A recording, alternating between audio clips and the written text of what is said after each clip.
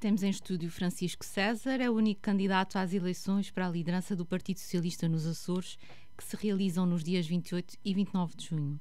Como tal, será o homem que se segue depois de Vasco Cordeiro. Apresentou-se no último fim de semana aos socialistas açorianos com a moção política Um Novo Futuro e o partido tem congresso agendado para setembro. É deputado na Assembleia da República, estando garantida a sua eleição para a liderança do partido, manterá as suas funções no Parlamento Nacional. Mais bom dia. Em princípio, sim, ou para já, sim. São duas tarefas a tempo inteiro. Enquanto me for possível conciliar as duas funções, irei fazê-lo porque eu assumi um compromisso de ser deputado da Assembleia da República. E, portanto, aquilo que eu tenciono fazer é aproveitar até a facilidade e a boa relação que tenho com o meu grupo parlamentar, no sentido de conseguir exercer o meu mandato. Digamos, os trabalhos da Assembleia da República estão organizados sempre de quarta, os plenários de quarta a sexta, e a minha intenção é estar sempre nestes plenários de quarta à tarde até sexta de manhã e os restantes dias estar aqui. Sendo certo que eu vou ter pessoas que me ajudam na Assembleia da República para eu poder exercer também o meu mandato em condições na Assembleia da República, e contarei também com os meus camaradas aqui para me poderem ajudar no Partido Socialista nos Açores. Na prática é trabalhar para os Açores em dois sítios ao mesmo tempo, no Partido Socialista dos Açores e através do Partido Socialista nos Açores na Assembleia da República. Que diagnóstico é que faz do PS Açores nesta fase da sua história? Bom, um dos objetivos não é falar muito do passado desta candidatura. O primeiro objetivo é perceber quais são os desafios que nós temos para o futuro. O Partido Socialista está numa fase de transição, como é óbvio. O Partido Socialista foi 24 anos responsável pelos destinos da região, apresentou-se a eleições e não ganhou. E, portanto, há uma fase do Partido Socialista em que merece, em primeiro lugar, nós percebermos o que é que foi feito, o que é que foi bem feito, o que é que não correu como nós gostaríamos e o que é que, tendo corrido bem, hoje em dia já não faz sentido. Porque há muitas políticas que se esgotaram apenas pelo facto de já terem passado o seu tempo no momento em que foram aplicadas. Basta falar do transporte aéreo, em que as políticas que nós tínhamos há 20 anos não fazem sentido hoje. Têm que ser atualizadas, estas e outras. Na sua moção fala em abertura e reforma do partido. Como é que pretende fazê-lo, exatamente? Bom, há matérias que eu vou tentar que sejam, digamos, diretamente relacionadas com eu vou falar com os militantes sobre este assunto. Mas há aqui um primeiro objetivo. Primeiro, nós temos que melhorar o funcionamento dos órgãos do partido. O partido, exatamente, nós temos sido 24 anos de governo, esteve muito centrado no seu grupo parlamentar, muito centrado na ação governativa. O que fazia com que as pessoas tivessem menos tempo para o dia-a-dia do Partido Socialista. Eu acho que o primeiro trabalho do Partido Socialista é a sua abertura. A sua abertura quer dizer, nós temos que ter mais militantes, nós temos que conversar com os militantes que existem, temos que ter a capacidade de os ouvir e de apreender aquilo que são os seus anseios e as suas preocupações, as suas vontades e a sua vontade de melhoria do funcionamento do partido. Primeiro ponto. Segundo ponto, nenhum partido funciona bem fechado. Ou seja, o PS não pode ser apenas o partido dos seus militantes. Tem que ser o partido dos seus militantes, dos seus simpatizantes e de todos aqueles que, mesmo sendo não socialistas, querem dar o seu contributo e não se revêem na governação atual. Por isso é que eu anunciei, aliás, no dia da minha candidatura, fiz três propostas, que depois irei apresentar outras, no sentido de nós criarmos um fórum açoriano para se discutir a preparação de um programa de governo e todos aqueles que, fazendo parte também da sociedade civil, mas não querendo ter uma ligação partidária, o sintam à vontade para fazer. Depois há outras áreas. Nós temos que aprofundar a relação com a juventude, no Partido Socialista, através da Juventude Socialista. Mas não só. Nós temos que ter maior participação das mulheres e de um departamento de mulheres, porque há matérias que são fundamentais, não é? E, portanto, o PS não pode ser um partido só de homens. Nós temos que criar mecanismos de renovação do próprio partido.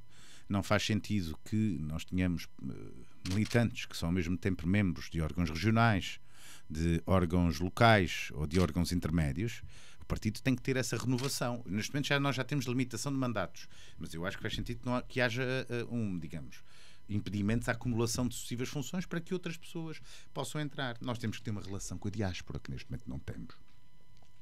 Porque há muita gente na diáspora que quer e merece ser ouvida. E, portanto, o PS também tem que ter um departamento próprio para esse relacionamento com a diáspora e outras relações internacionais. E, portanto, há aqui um trabalho que deve ser feito de abertura do partido. Aliás, se há mote que esta candidatura tem, a palavra que provavelmente se repete mais vezes é abertura. Abertura de economia, abertura de mentalidades, abertura do Partido Socialista. E traça um objetivo muito claro já para o próximo ano, o reforço do número de câmaras municipais, assembleias municipais e juntas de freguesia. É possível fazê-lo neste curto espaço de tempo? Este reforço do partido e reforma do partido? Vamos a ver, o Partido Socialista pode estar numa fase de transição, mas o Partido Socialista também não esteve a dormir. Vasco Cordeiro continua a fazer o seu trabalho no Partido Socialista. O facto de eu querer fazer de uma forma diferente não quer dizer que o que esteja para trás seja necessariamente mal feito. Há muita coisa que foi bem feita e que deve ser preservada. O PS já tem, neste momento, até convidado muitos cidadãos para órgãos de freguesia, órgãos municipais e órgãos até de Câmara. Portanto, desde assembleias municipais, câmaras municipais e freguesias. Há muito trabalho. Já está algum trabalho feito? Já está assim. Muito trabalho feito. Aliás, até há conselhos em que eu sei que, por exemplo, os candidatos à junta já estão quase todos convidados. Okay. Portanto, há que continuar. O PS teve responsabilidade governativa em 24 dos últimos 28 anos, como o próprio Francisco sublinha na sua moção, e já alertou que o pior erro que o PS Açores poderá fazer é fazer a defesa do passado e não pensar o futuro, digamos assim. Sim. Admite mesmo que em alguns casos será preciso fazer aqui rupturas. Sim. Em que casos é que é necessário exatamente esta ruptura? Vamos por fases. Vamos explicar o que é que esta frase quer dizer. O que eu digo especificamente é o seguinte: se nós ficarmos, a nossa intervenção política for feita sempre com base naquilo que nós fizemos no passado e não apresentarmos medidas concretas e alternativas em relação àquilo que está a ser feito, essa é uma discussão que o Partido Socialista nunca poderá ganhar, porque ninguém quer falar do passado ou do presente, quer falar daquilo que pode vir a ter no futuro. E, portanto, o PS tem que apresentar novas políticas. Alguns casos são evoluções. Noutros casos são coisas manifestamente diferentes. Isso é importante que se diga, porque senão, sempre que o Partido Socialista disser alguma coisa, e então nos Açores é um hábito que tem, digamos, alguma permanência, sobretudo no PSD, é que os senhores fizeram assim no passado. Bom, se sempre que nós dissemos alguma coisa, eles referem-se ao nosso passado, então nós não podemos apresentar mais nada de novo. Quer dizer que a oposição não está aqui a fazer nada. E, portanto, isto é o mote para nós apresentarmos um caminho novo. Eu vou-lhe dar um exemplo. Nós assinalamos como a prioridade das prioridades a educação. Nós temos que fazer um contrato social no âmbito da educação. Não é possível que, enquanto que o país tem um abandono precoce da escola na ordem dos 8%, a meta da União Europeia é cerca de 9%, nós tínhamos um valor muito superior. Exatamente, perto dos 20%. 20% para nós.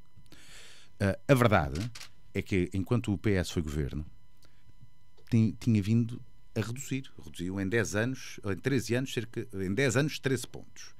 Agora, nós temos que acelerar isso.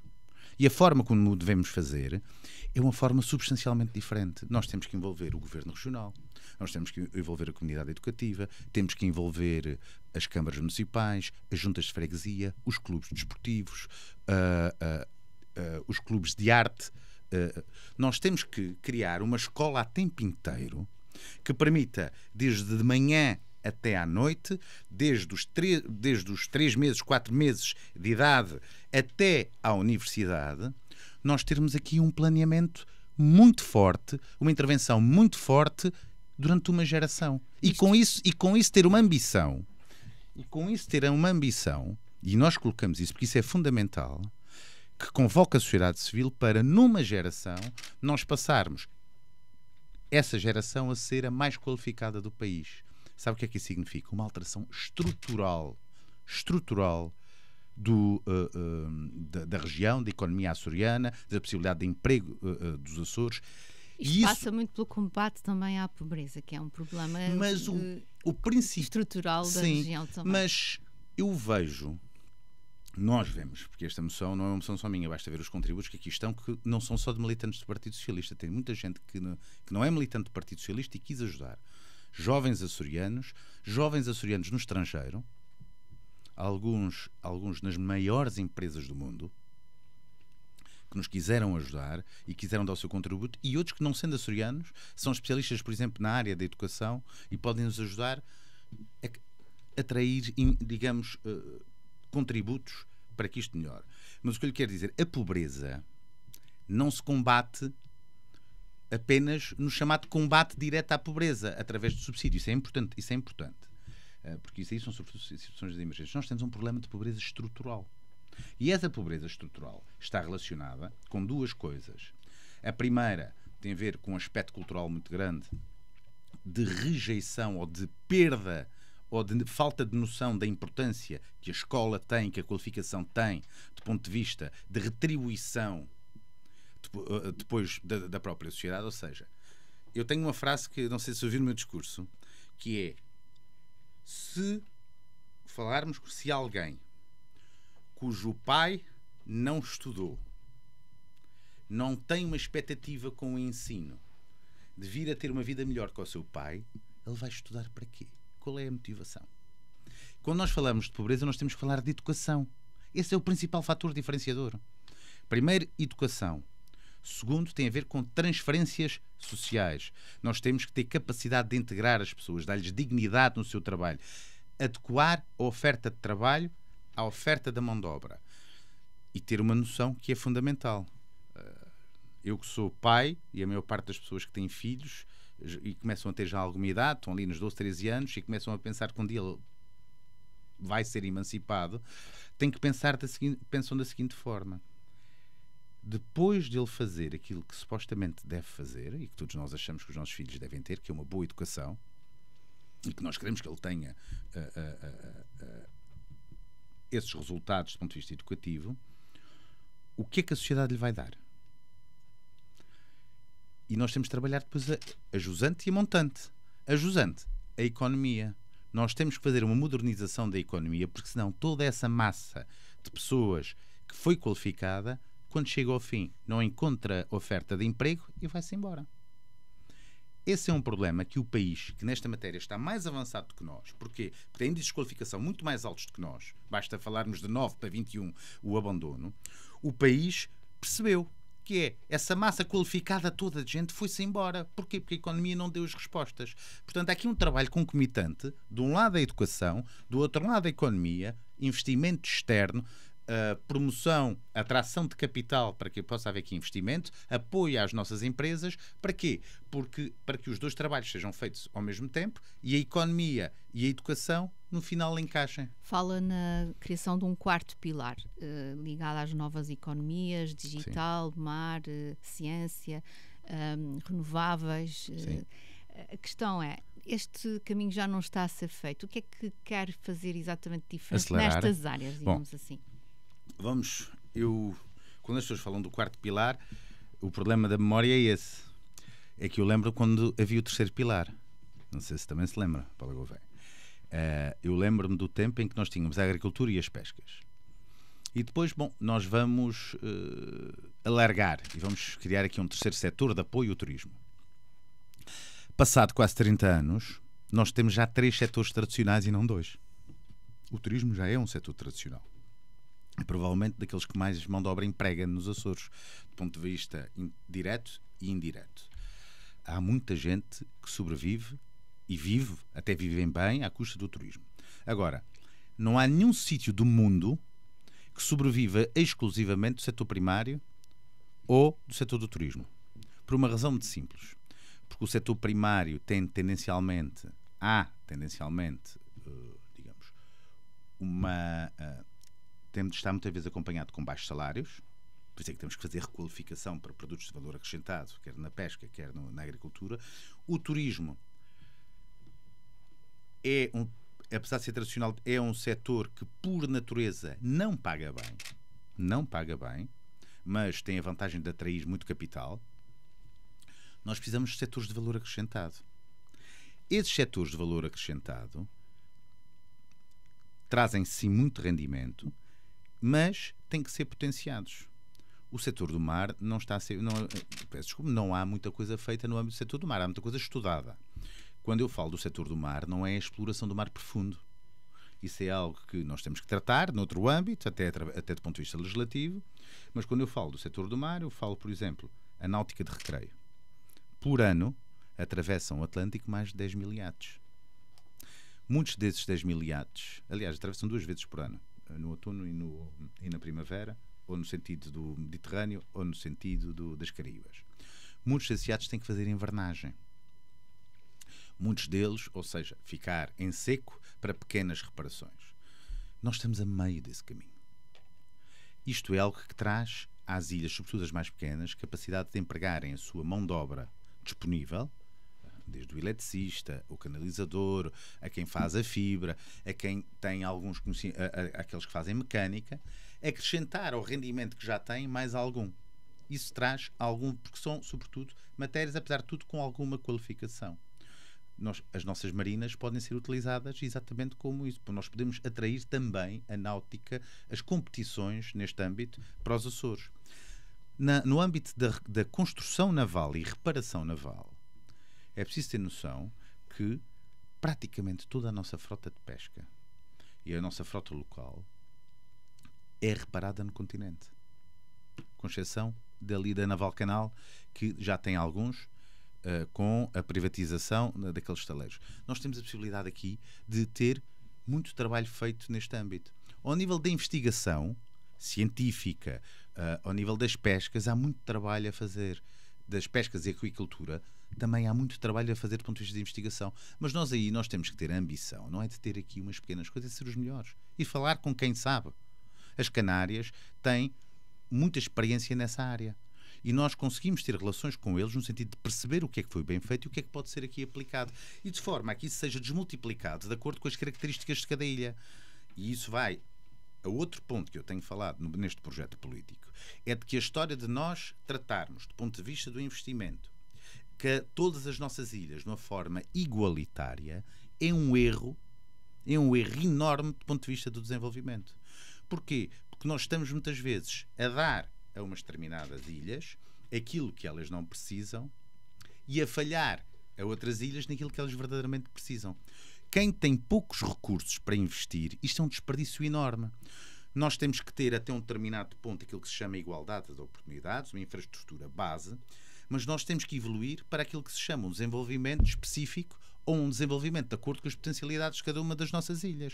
Isso é fundamental, porque senão nós estamos a desperdiçar recursos e cria-nos uma das coisas que é mais problemáticas na nossa terra, que é o bairrismo, e que eu falo disso especificamente. O bairrismo é o populismo dos Açores. E isso não faz sentido. Eu, na terceira, quero investir naquilo que a terceira verdadeiramente precisa. E o que a terceira verdadeiramente precisa não é o mesmo que São Miguel verdadeiramente precisa. Tem outro potencial, tem outras características. Eu não vou repetir um investimento em São Miguel porque a terceira já o tem, nem o contrário. Eu vou aplicar devidamente esse investimento onde ele é necessário. Falou nas renováveis. Bom, nós temos um potencial geotérmico enorme. Nós temos a capacidade de, em algumas ilhas, nós atingirmos rapidamente zero do ponto de vista de carbono na produção de eletricidade. Portanto, nós temos que avançar por duas frentes. Primeiro, eletrificação. Nós precisamos eletrificar as nossas ilhas. Quando eu digo eletrificar, em todas as suas componentes. Desde os fogões, desde o aquecimento de águas, até do ponto de vista da mobilidade, a introdução de carros elétricos. Isto é a primeira fase. Como nós temos um potencial enorme depois de introdução de energias renováveis, nós podemos, a parte que está eletrificada, introduzir as renováveis. Obviamente isso é um trabalho que vai ser feito. O Francisco fala em haver ilhas que têm uma menor densidade populacional com 100% renováveis. Sim. É uma ambição? É uma ambição que em parte está a ser já construída. Agora, nós temos que fazer isso em duas vertentes, como eu lhe disse, eletrificação, descarbonização, tem que ser por fases, mas acrescentando outra coisa. Nós estamos agora a entrar numa fase da tecnologia que nos permite a introdução do autoconsumo, da criação de comunidades energéticas e a introdução de players privados nessas comunidades e na produção central de energia. A EDA tem que permitir que os privados, obviamente mantendo a estabilização da rede, que isso é a prioridade sempre, porque nós temos 9 subsistemas elétricos, mas a EDA deve permitir, sendo maioritariamente pública, terá essa indicação para permitir que os privados entrem efetivamente e possam ajudar e a complementar isto. Aliás, nesta matéria, é algo que eu quero mudar, porque é a minha forma de ser, não tem nada a ver com... assim, há coisas deste governo mal feitas e há coisas que estão a ser bem feitas. O programa Sol Energia é um bom programa do ponto de vista da descarbonização e da eletrificação. O único problema é que não é pago, mas isto digamos, é outro problema. Nós temos que ter mais programas tipo este, sobretudo nas ilhas mais pequenas. Para quê? Cada cêntimo de energia renovável é dinheiro que fica na região, ou pelo menos que não sai da região para a compra de fuel. Ao longo da moção fala de acordos de regime com o PSD, por exemplo, no caso da SATA, mas também nas grandes obras regionais. Sim. O que o leva a defender agora a necessidade dos dois partidos chegarem a consensos, porque não era bem esta a postura até agora. Não sei se será ou não será. Eu, como lhe digo, não quero falar do passado, quero falar do futuro. Não é? O que lhe posso dizer é assim, ainda ontem ouvi o Presidente do Governo falar diretamente sobre o assunto, responder-me diretamente. Em primeiro lugar, acho que tem toda a razão, só deve falar comigo no momento em que, se os socialistas quiserem, tiverem essa vontade, eu for eleito. É assim que deve ser feito, porque o PS tem um Presidente. A segunda questão, e retirando a trica partidária, que percebi que o Presidente do Governo não resistiu, mas eu acho que sobre essa matéria não vou dar nenhum contributo para isso. O que lhe devo dizer é que eu acho e fico feliz que ele tenha ido ao encontro do Partido Socialista.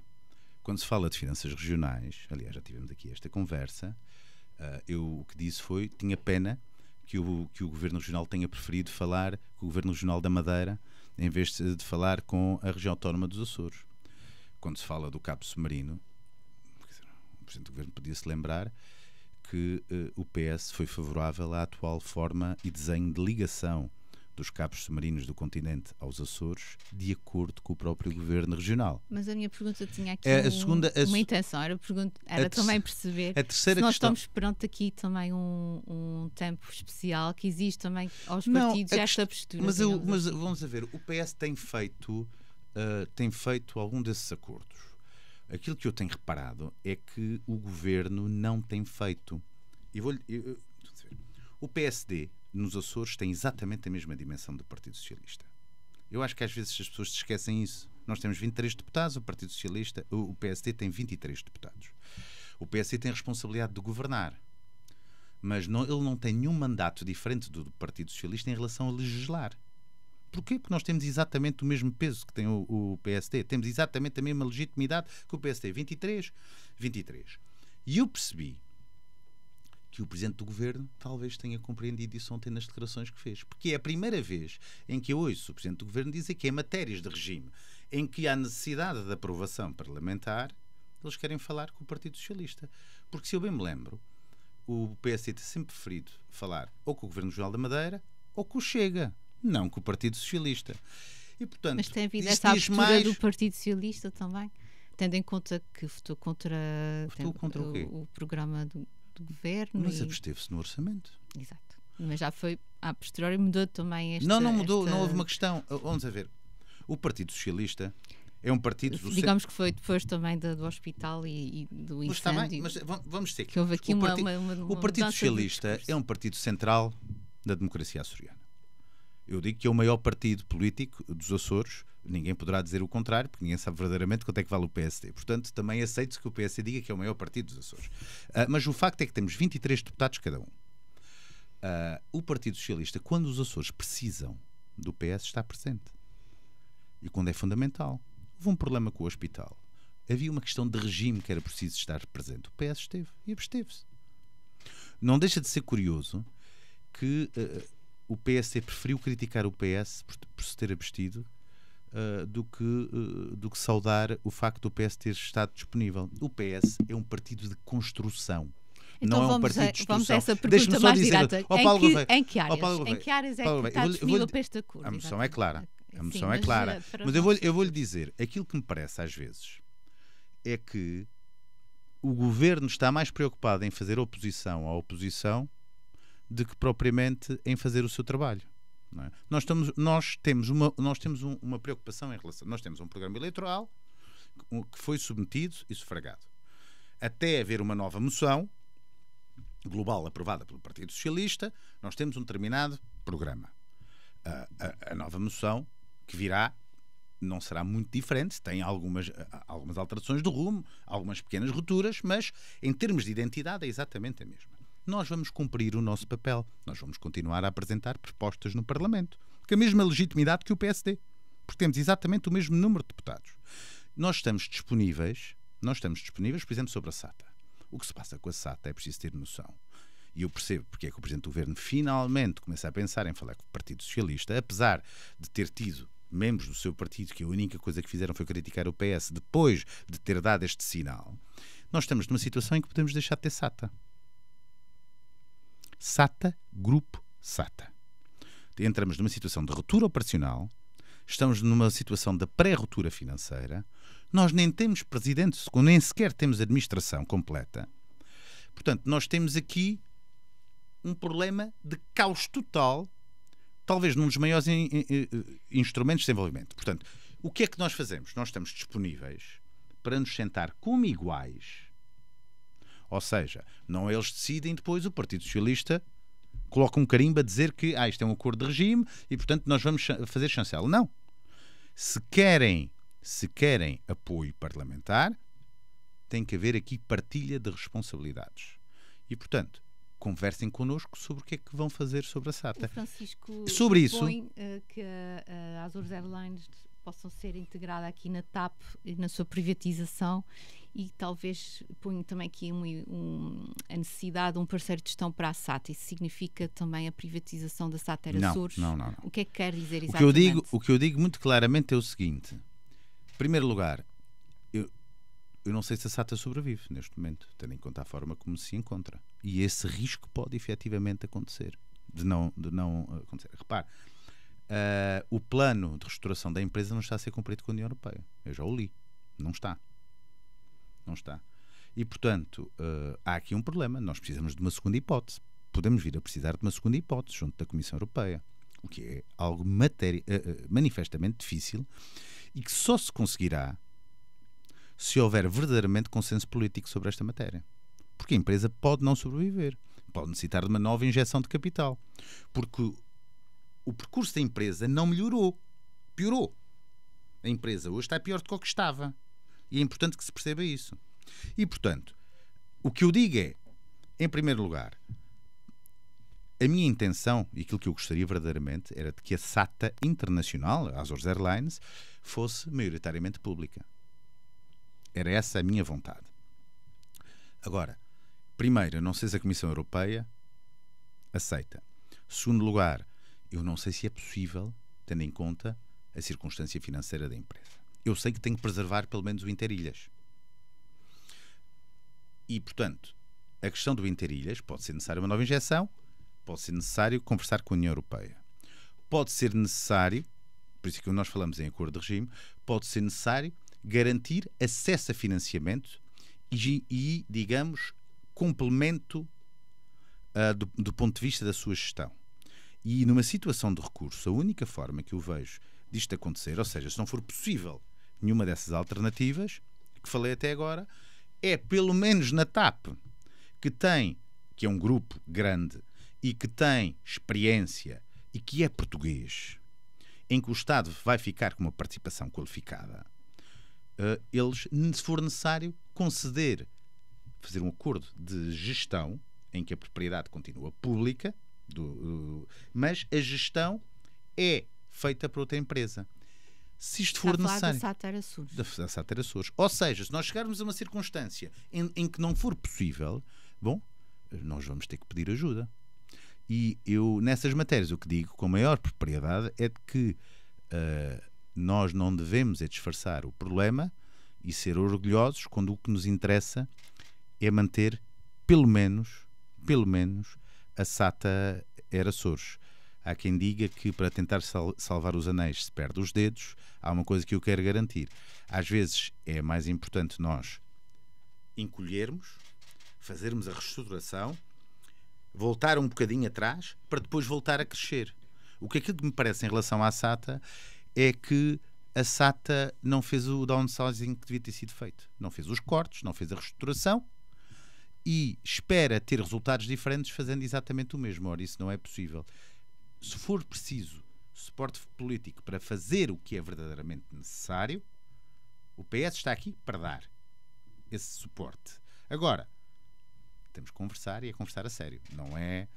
Não é conversa de nós estivemos sempre disponíveis. Não, é conversar. Se for para conversar a sério, nós estamos aqui.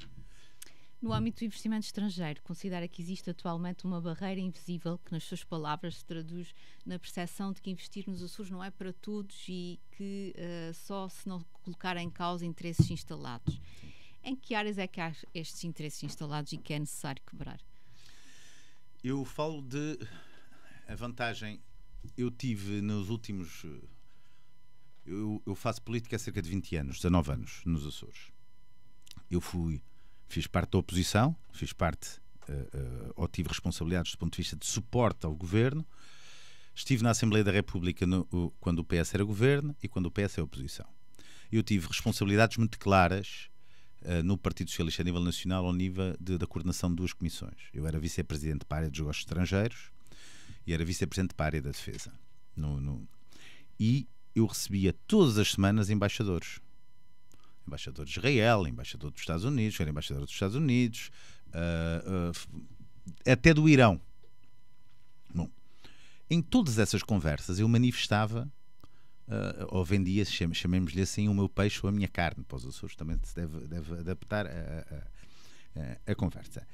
E em todos os casos, aquilo que me era respondido é que os Açores eram uma terra de oportunidade, com muito potencial, mas havia sempre dificuldades em entrar, porque às vezes havia a percepção de que havia algum protecionismo à economia. E de que é difícil investir nos Açores. E que poderia haver aqui um calvário do ponto de vista da burocracia. Bom, os Açores precisam de investimento estrangeiro. Precisam. É estrangeiro, chamem-me não estrangeiro. Investimento externo, porque do continente português também. Basta ouvir o que disse o dono do Hotel Vila Galé, o Jorge Rebelo de Almeida, quando veio aos Açores, e às vezes do calvário burocrático, do ponto de vista do licenciamento, do ponto de vista da ultrapassagem do conjunto de barreiras, para perceber que há dificuldades, desde o turismo até a investimentos em qualquer área, desde o digital até à construção civil. Essas dificuldades muitas vezes não são propositadas, são culturais. Há uma desconfiança natural em relação a tudo o que vem de fora, porque nós, ao longo da nossa história, muitas vezes o que vinha de fora eram corsários para roubar as nossas riquezas.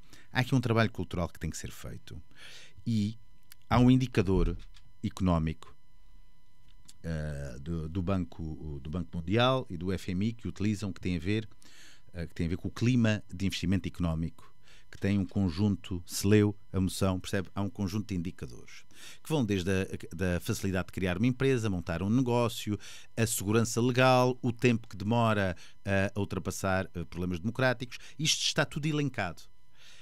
Nós temos que trabalhar cada um destes pontos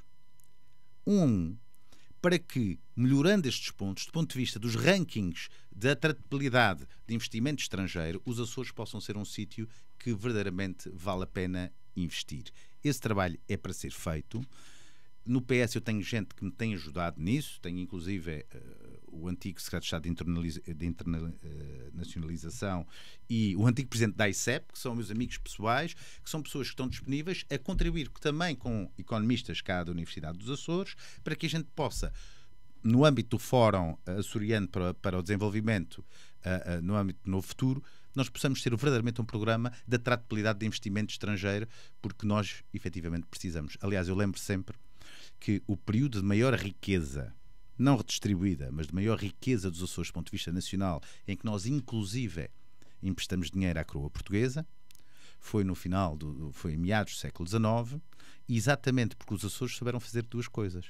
Primeiro, atrair gente de fora para investir cá.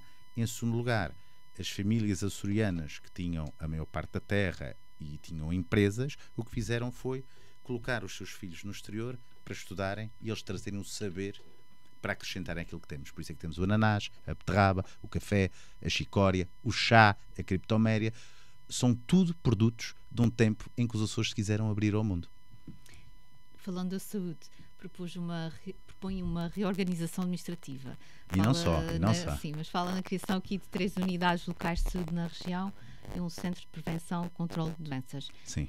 De que modo é que seria feita então esta reorganização? Como é que funcionaria, digamos assim? O que foi feito foi, nós falamos com vários especialistas, médicos na região, a antigos responsáveis políticos do ponto de vista da saúde nos Açores. Nós falamos com especialistas no continente que estiveram também com a reforma que foi feita no Serviço Nacional de Saúde, e aquilo que fizemos foi verificar o que é que de novo poderia ser feito aqui com 2 objetivos. O primeiro é a melhoria do serviço prestado, maior eficiência no serviço prestado. O segundo, perceber a sustentabilidade do sistema. Basicamente, o nosso sistema de saúde tem poucas alterações há muitos anos, e aquilo que nós fizemos foi ir introduzindo melhorias no mesmo sistema que temos montado. E isso faz com que, tendo em conta a pressão que nós temos demográfica, do ponto de vista de envelhecimento da população, patologias cada vez mais caras, cada vez mais complexas, nós necessitamos efetivamente de mudar a forma como o sistema é feito. Primeiro, uma aposta muito grande nos cuidados de saúde primários. Segundo, não faz sentido que nós tenhamos de um lado o centro de saúde e do outro lado os hospitais. Não faz sentido. E que às vezes são geridos de uma forma totalmente autónoma. Às vezes não, são muitas vezes geridos. E têm que estar integrados. E o que é que nós temos que ganhar? Sinergias. E, portanto, repare, há ilhas o número de pessoas que vêm ao hospital é 1,5 a sua população. Portanto, viajam na SATA para vir a um hospital. Eu pensava que eram 20, que eram 30 quando me disseram o número. Eu fiquei assustado. 1,5. Isto quer dizer que há aqui um conjunto de ineficiências. Há casos em que as pessoas deviam ser tratadas diretamente na sua ilha. Há outros casos em que a agilização das consultas não devia ser vem para uma consulta para marcar depois um exame. Essa agilização tem que ser feita. Isto significa que esta gente tem que trabalhar. Por isso nós temos que reduzir o número de conselhos de administração, nós temos que reduzir o número de procedimentos paralelos. Não faz sentido que de uma instituição para outra nós tenhamos que levar o exame na mão. Um único sistema informático. Por isso, a proposta que nós fazemos é a fusão de um conjunto de unidades de saúde, criando 3 pontos de gestão: Grupo Ocidental, Grupo Central e Grupo Oriental. Não é literalmente assim, mas por economia de tempo eu depois posso especificar, mas aqui não dá para fazer.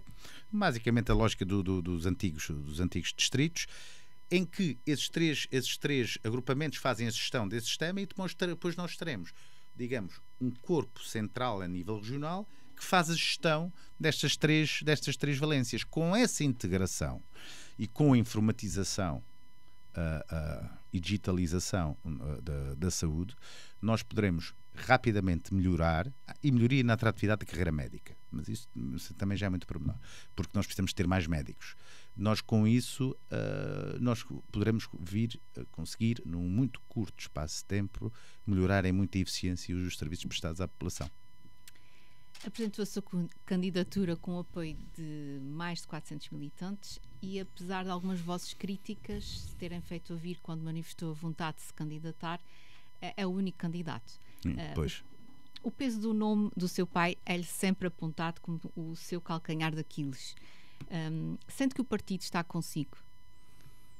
Bom, Se não estivesse comigo, calculo que tivesse uma candidatura adversária, não é? Nestas matérias nós devemos ser muito claros. Vamos à primeira parte. Se há vozes críticas, ainda bem, porque o Partido Socialista, quer dizer, isto não é um regime ditatorial. O que eu tenho dito é o seguinte: quem acha e quem tem um projeto político diferente e vontade de o apresentar, que o apresente. Eu tive a vontade de apresentar um projeto político, optei por fazer uma alteração substancial à minha vida para ajudar o Partido Socialista na altura que achei que era a altura que o Partido Socialista precisava de mim. Mas isso é a minha opinião pessoal. E, portanto, predispus-me. Tive mais do que as subscrições de que eram aquelas necessárias. Vou-me submeter a votos. Se o PS não estiver comigo, olha, é da vida, eu fico socialista na mesma, continuo a fazer a minha atividade, eu continuarei no continente e a ajudar aqui no que puder. Se por acaso tiver a confiança que espero ter, vou fazer aquilo que me proponho fazer com entusiasmo, porque eu nestas coisas, quando me coloco-me com entusiasmo. Bom, o que eu às vezes me desagrada são as chamadas críticas de teclado, que é muito forte no teclado, mas depois não participam nos órgãos de partido. Eu espero, e comigo a presidente do partido, estas pessoas continuarão a ter o espaço que necessitam para dentro do partido fazerem as críticas e melhorarem até a ação dos órgãos do partido, porque nós enganamos, nós não estamos certos em tudo, eu engano-me, eu tenho dúvidas, não tenho sempre razão, e portanto essas vozes críticas, aliás, no meu discurso eu digo que todos têm lugar, inclusive aqueles que legitimamente me criticam. Este é, digamos, o primeiro ponto. Vamos ao segundo ponto, que é aquilo que correntemente a direita usa para me atacar e que às vezes é reproduzido noutros fóruns, que tem a ver com o meu nome e com a família. Vamos a ver. Eu não posso fazer nada sobre isso. O que é que eu faça? Eu sou filho do meu pai e da minha mãe. Não é? Ainda por cima dou-me bem com eles. Gosto deles. O que é que eu faço? Eu não os vou renegar, até porque não tenho nenhum motivo, antes pelo contrário. O que é que eu posso dizer? Eu posso dizer que o fato de ter tido a educação que tive e a família que tenho foi um privilégio. Como calculo que as pessoas digam isso dos seus pais. Não é? Para mim foi um privilégio. Foi um privilégio porquê? Para mim, porque eu sempre acabei por estar inserido na vida política. Eu conheço isto desde pequeno, ou seja, o meu pai só chegou ao governo, tinha eu 18 anos. Portanto, a minha vida de adolescência foi feita sempre na oposição. Eu digo no meu discurso, eu já fui com 6 anos o filho do vermelho do PS, é verdade. Era assim que me chamavam na escola, o filho do vermelho do PS. Depois, a partir assim, dos anos 90, era o filho do César do PS. Depois, quando meu pai foi eleito, depois de 18 anos, era o filho do nosso presidente. A direita nunca dizia nosso. E, portanto, eu habituei-me a viver com isso e resisti e beneficiei com isso, porque também não sejamos claros, há pessoas que me tratam de uma forma diferente ou por causa disso, ou tenho diferença. Nesta terra toda a gente trata Paulo Gouveia, não sei se tem filho, eu tenho, não é? Eu quando falo com o meu filho e ele vem com o miúdo da escola, com um amigo da escola, nenhum pai. Exatamente, quem é o teu pai? Como é que se chama? Não é? Como é que se chama o teu pai? Porque é assim que a gente se identifica todos. E esta terra é um pouco assim. Depois tive outras vantagens que tomo como boas, que é eu convivi com o Mário Soares, com o Mário Mesquita, com o Manel Alegre, com o Medeiros Ferreira. Foram pessoas, com o Jaime Gama, eram pessoas que iam à minha casa. E em miúdo, nem imagino o fascínio que é um miúdo de 9 anos, 10 anos, ter o Mário Soares. Eu depois trabalhei com ele 19 anos depois. Fui diretor de campanha dele para as terceiras presidenciais dele. Mas o fascínio que é ouvir o Soares falar sobre o que é que achava que devia ser a sociedade portuguesa. Com 9 anos, no meio onde eu vivia, eu, digamos, absorvia aquilo tudo com a compreensão que o miúdo tem nesta idade. E, portanto, como se diz em bom português, a família é o que é. Mas espera que os açorianos o distingam do antigo presidente Carlos César. Eu sou tão diferente dele. Eu nasci em democracia, o meu pai não nasceu em democracia. Não é? Eu fui criado no tempo de estabilização da autonomia, do Estado Social, afirmação. O que eu lhe posso dizer é que parte da minha identidade vem da minha família, como julgo qualquer pessoa. Depois há uma parte que é um percurso próprio. Vamos a ver. Se as pessoas não distinguissem, achassem que era a mesma coisa, eu de repente até tinha uma vantagem comparativa muito grande, porque ele teve sempre bons resultados no fim. Agora, eu tenho o meu caminho próprio há 20 anos, não é propriamente um caminho alternativo. Eu já fiz política a nível regional, a nível nacional, e estou aqui com um projeto apresentando. Em tudo, e eu aprendi isso ao longo da minha vida, em tudo nós somos sempre avaliados. E quem quer criticar, critica sempre. O meu objetivo é convencer que o meu projeto, que é nosso também, do Partido Socialista, espero que seja a partir de uma determinada altura, é um projeto válido, com novo impulso, com reformista, mas não é revolucionário. É reformista que permite a evolução do que nós temos. Ou seja, as pessoas têm estabilidade na sua vida, mas nós queremos um novo ímpeto, eu sou e serei o primeiro líder de um partido de poder nascido depois de 25 de Abril. Os restantes são todos de uma geração anterior. E, portanto, eu até tenho a vantagem de ser, dizem que é uma desvantagem, apesar de no continente dizerem que aos 45 anos já tenho alguma idade, mas aqui, 45 anos, eu sou a pessoa mais nova. O José Manuel Bolieiro, sem desrespeito nenhum, tem perto de 60 anos. E, portanto, eu tenho 45. Eu quero trazer uma nova geração de políticas. E espero, com humildade, convencer as pessoas de que o meu projeto e o nosso projeto será um bom projeto para os Açores. E vai ser diferente, isso eu posso lhe dizer. Porque eu não tenho problema nenhum, nem o PS deverá ter, de concordar quando é preciso concordar, de discordar quando é preciso discordar. Não tenho problema nenhum em relação a isso.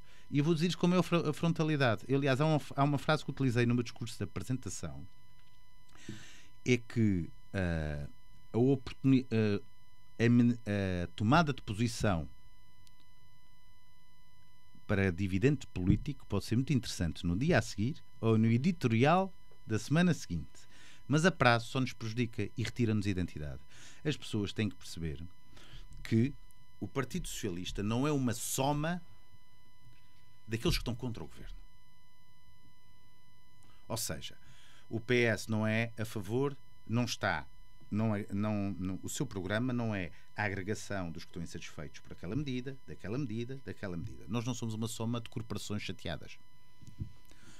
Nós somos um partido que tem um projeto político que esperemos que seja maioritário e que sofra o consenso e que tenha o consenso da maioria da sociedade açoriana. Nós vamos receber o máximo de contributos, mas nós temos uma identidade própria. E, portanto, esta é a diferença que nós queremos ter. Há medidas que de uma determinada corporação ou associação que nós podemos não concordar, por muito que elas sejam contra o governo e que isto seja, digamos, favorável do ponto de vista eleitoral. Se nós não concordarmos. Porque, no fundo, o que nós defendemos é o bem coletivo, o bem comum. E, portanto, há que ter essa coragem, porque isso dá-nos identidade e, a prazo, faz com que as pessoas digam: bom, aquele partido é de confiança, porque eu sei o que é que eles querem e não vão mudar de rumo apenas porque acham que ganharam os votos naqueles dias. E isso, para mim, é fundamental e eu quero assinalar, porque senão era muito mais fácil continuar na posição de eu não quero fazer acordo nenhum de regime, eu não quero ter nenhum consenso. Eu acho que há matérias, verdadeiramente, em que o interesse regional está acima daquilo que são os interesses do dia seguinte. Claro que também há muitas áreas em que nós discordamos totalmente, e aliás esta moção é um bom exemplo disso, por isso é que tem a dimensão que tem. Às vezes eu percebo que é complicado para quem quer ter um projeto político, é tudo feito, digamos, de uma forma muito simplista, não é?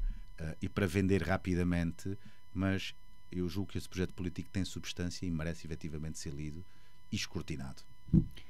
Francisco, muito obrigada por ter estado connosco. Obrigada.